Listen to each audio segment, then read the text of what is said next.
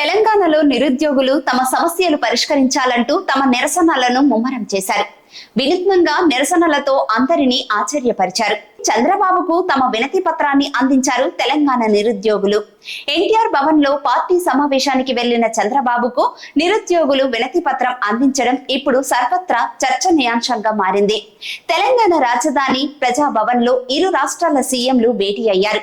ఈ సమావేశంలో ఇరు రాష్ట్రాల మధ్య పరిష్కారం అవ్వని విభజన సమస్యతో పాటు పలు కీలక అంశాలపై చంద్రబాబు, రేవంత్ రెడ్డి చర్చించారు.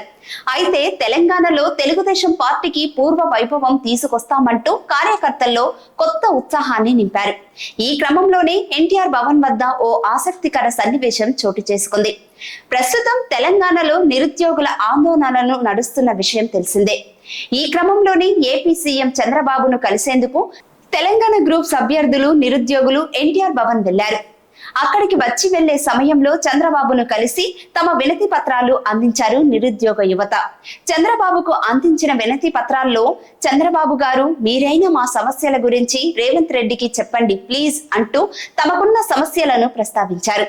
తెలంగాణ సీఎం రేవంత్ రెడ్డికి ఏపీ సీఎం చంద్రబాబు నాయుడు గురువుతో సమానులని ఆయన చెప్తే వింటారంటూ సోషల్ మీడియాలో యువత పోస్టులు పెడుతున్నారు. కాగా ఇది ఇప్పుడు సోషల్ మీడియాలో చర్చనీయాంశంగా మారింది.